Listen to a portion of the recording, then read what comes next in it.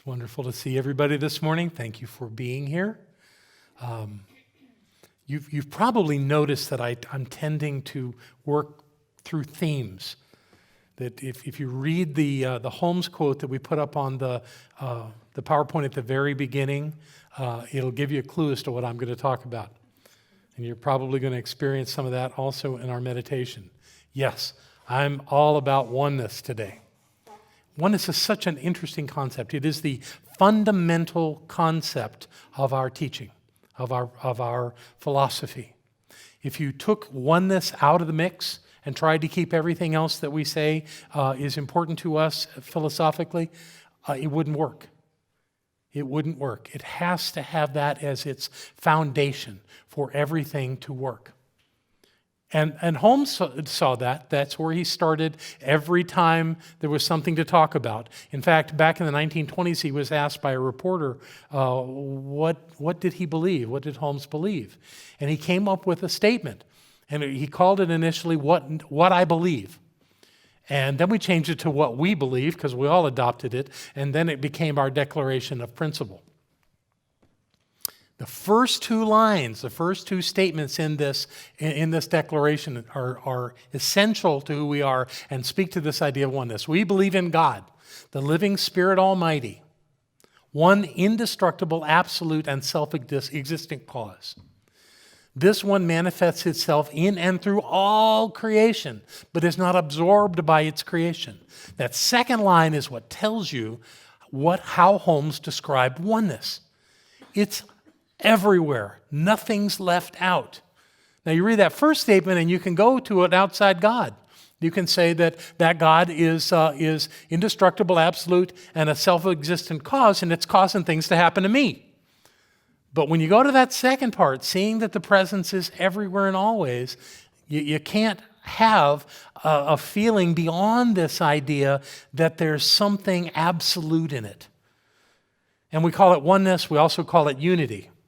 And I've always been a little jealous of the Unity Church grabbing that name.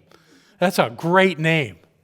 When I was in leadership, we once went to Unity Village in Missouri, and they were coaxing us to try to move our headquarters from, I guess it was Colorado at that point, to Missouri into Unity Village.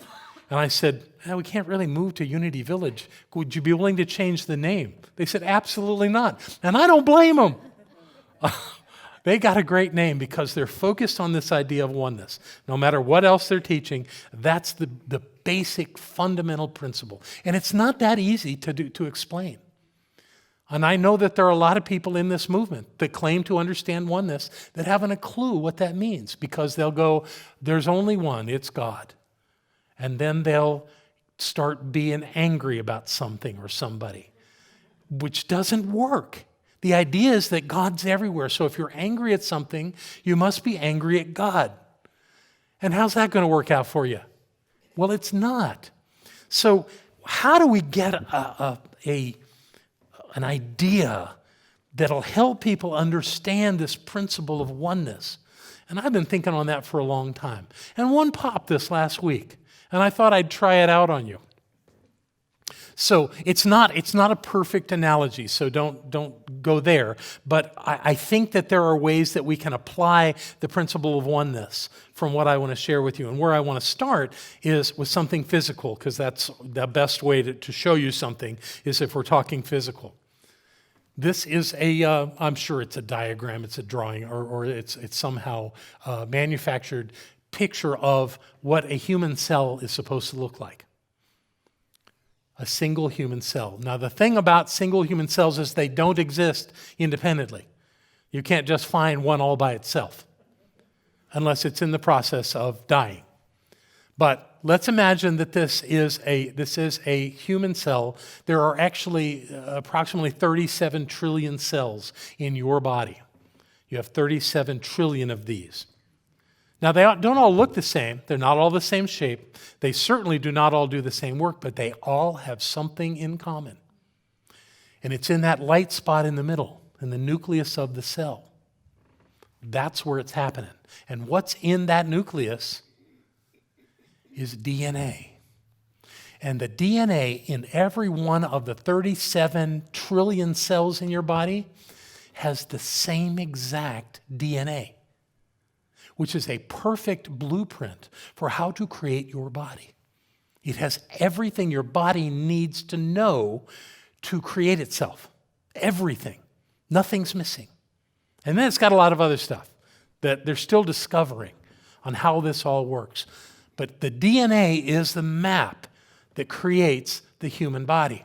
That's how your body can start with one egg and one sperm cell, come together, splice the DNA from the two together, and start a body that's never existed before. So every one of those 37 trillion cells has the same exact internal component, which Greg Braden will tell you at the tip end of every DNA strand are somehow the reflection of the idea that God is all. I haven't figured out how that's so, but he says it's so, and I like Greg, so I'm going to stick with that. But the idea here is that is universal in your body, in every cell. It's there. Here's the comparison. You are not physical. You are not your body. You are spirit, pure spirit, which means that you are not physical and that you are not bound by time and space. But you use this body to be here. But you as spirit have within you what's called mind. And that mind is absolute, and it has everything that there is to know. Now, the cell that has these strands that have all this information, still, they don't do everything. They do what they've come to do. They are that particular cell, whatever it is, creates your bone or an organ or your blood or something else in your body, and it does that perfectly. You, having the mind of God, have the ability to do what you've come to do. Not to do everything. That's too much for us right now. So we come to do that. The everything is the fact that this mind of God is in everyone, that we cannot be separated from it. If you take a cell out of a human body, it'll die because it's not meant to live on its own. I know you can take swatches of human skin and put them in a pan with nutrients and it'll grow skin on the whole thing. I'm not talking about that. I'm talking about a single cell. And you, as an individuation of the mind of God, cannot exist outside of that mind. It's who you are. Now, you express it differently than everybody else, and that's lovely. That means that God gets to know God through us being with one another. Because as we said in the meditation this morning, your ears hear the things that God hears. Your eyes see the things that God sees. Your heart feels the things that God feels. Because there is no separation. There can't be. This is where the oneness lies. And the teachers through the ages have known this and have taught this in different ways. Let's see if we can see one of them that might. Waldo Trine. Interesting, two great thinkers in our movement have the names Ralph Waldo. I haven't researched to see if this one was named after the other one. But Ralph Waldo Trine lived from the middle of the 19th century to the middle of the 20th century. He was quite involved in high groups. He was a friend of Henry Ford's. And he said these words in his book, In Tune with the Infinite. There is nothing that will more quickly and more completely bring a person into harmony with the laws under which he lives than this vital realization of the oneness of the infinite. So he's giving us a clue that if we can live from this understanding of oneness, then we're going to have an easier life. We're going to have a fuller, richer life, and that it is vital for us to do that. Now, this takes some work, folks. This is not easy. This is not something that you get to just do casually. It's the essence, the foundation of this teaching. So it's really something to work on. And trust me, I've been doing this long enough to know that it doesn't just come and stay naturally. There are times when I want to be in judgment of others. There are times when I want to be angry. There's times when I want to be a victim. But none of that stuff works if you're living in oneness. None of that stuff will help you along the path. All this stuff in life, though, that we struggle with, the hardships, the challenges, the confusion, the sense of limitation that we sometimes conjure up in our mind, are all contrary to this idea of oneness. So there's something intrinsic in being aware of this oneness of spirit in ourselves and everybody else that will help us move through this life. And as I often say, when I'm challenged by something, my question to myself is, okay, where's God in the midst of this? And I go looking for God. Now, I don't go looking for an outside God, a deity that's somewhere else. I'm looking for the thing that makes the whole thing make sense.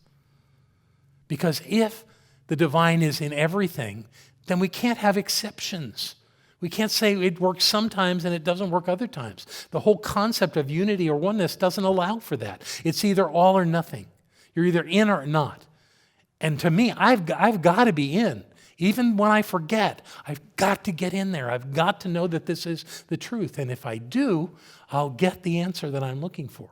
And I'll be able to demonstrate that oneness in my life. And I want to encourage all of you to work with that, to remember that, to avoid the things that keep you from knowing this truth and living in this truth.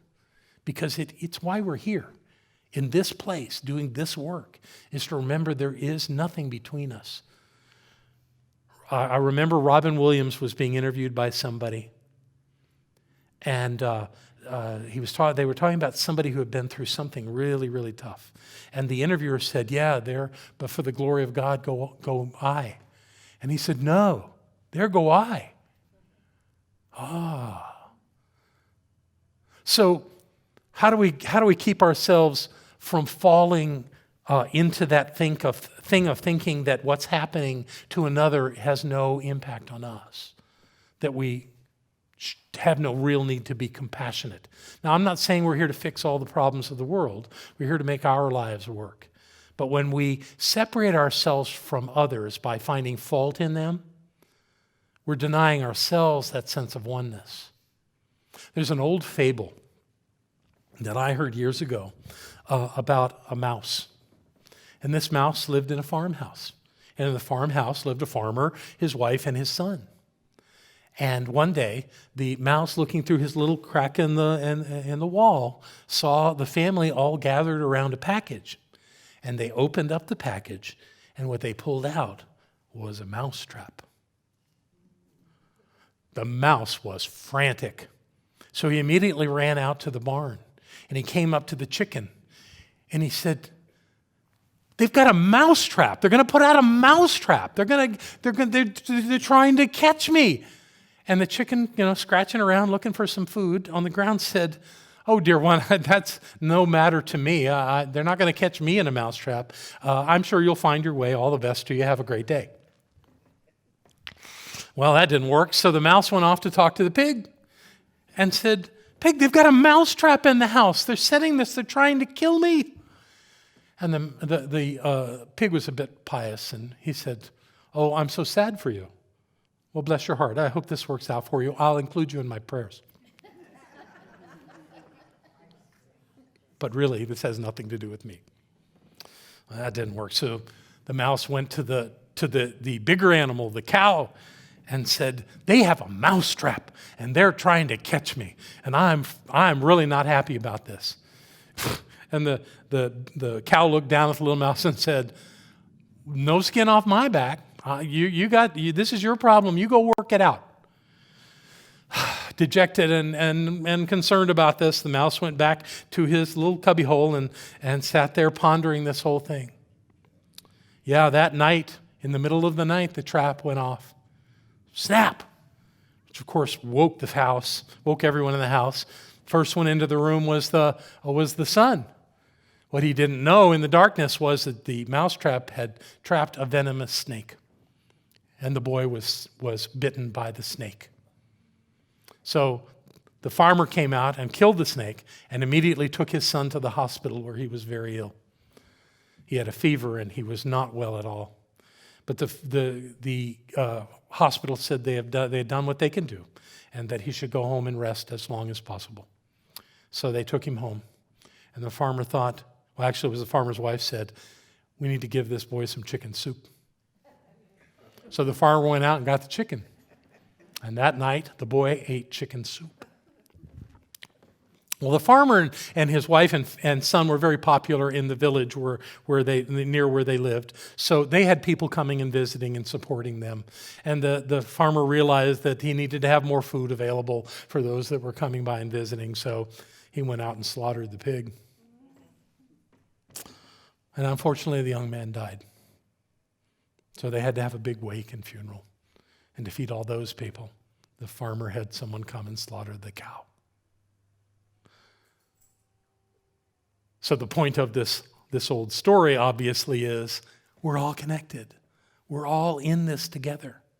What I have seen again and again in my life is when I reject some possible lesson from somebody, it brings it to the forefront of my consciousness, and I've got to experience it. However that works, if I deny myself knowing something from someone else's experience, I've got to experience it directly. One might call that instant karma. My absolute favorite personal story in that was the game we were playing as we were out scuba diving along the Great Barrier Reef in Australia when I lived there. We had finished the day. It was magnificent. We were flying back in, and the man sitting next to me in the boat was wearing a baseball cap, and it was fluttering in the air. So I kind of reached up behind him, and I grabbed the hat, flung it off, and looked back into the water as he did as well. I said, oh, that's too bad. And then I held it up and laughed, and my hat flew off in the water.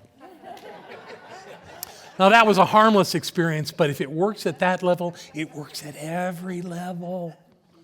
It always works. We are in this together. The oneness of our experience does not have boundaries. It's everyone. It's everything. Let's see what Dr. Holmes says about this. He says, when we practice oneness, there can be no burden in our lives. Any sense of opposition cannot coexist with a consciousness that perceives unity. Well, you might say with that, well, if that's the case, no burden, huh? So how is it that if Barbara understands oneness, that she has these health challenges? What I want you to know, that through this entire experience that Barbara has gone through, I have never seen her burdened. I have never seen her burdened. She's the strong one. She's the clear one. Would she rather not have gone through a stroke? Would she rather not have any ailments in her body? Well, absolutely. But this is where it is right now. She's not done anything wrong. We had some people early on sent me some notes asking, so how does this work if Barbara had a stroke? Barbara's the same Barbara. She's got some new things to learn, but she's fine. And she's not the only one. There's somebody else that I can point out that really is clear on that. Remember Ram Dass? This is him when he was teaching at Harvard. What was his name? Richard Alpert. See? In the middle was when he was in the midst of his teachings as Ram Dass. And that last picture was him with a stroke. That's a joyous man. That's a joyous man. So what's the most important thing in life? That we can run a marathon, or that we can be at peace, that we can feel fulfilled in our lives. What a perfect example of how this works. Holmes also said, no false thing can enter into your life while you are recognizing the oneness of infinite spirit. No false thing, which means no sense of separation can enter your mind and your life when you remember that we are all one. So I invite you to know within yourself that you are not separate, you are not alone, that you are the presence, and so is everybody else. So the last thing I want to do is how do we converge this and bring us all together? And another great thinker from the past gives us a really good idea of that. His name is Joel Goldsmith, thank you. Almost blew that. Thank you very much. Keep me on course here, okay? All right. This is what Joel had to say about this. God is individual mind. The mind of God in me addresses the mind of God in you. The one infinite intelligence acting through me communicates with the one infinite intelligence acting through you. One intelligence speaks. One intelligence hears. In that flow of love from you to me and from me to you, there is no separation. We are one. I know nothing more powerful to tell you today than this. We are all one. And the God in you is the God in me. And we're on this journey together so that God can know us, as us, is us, in everything. I love you very much. Thank you.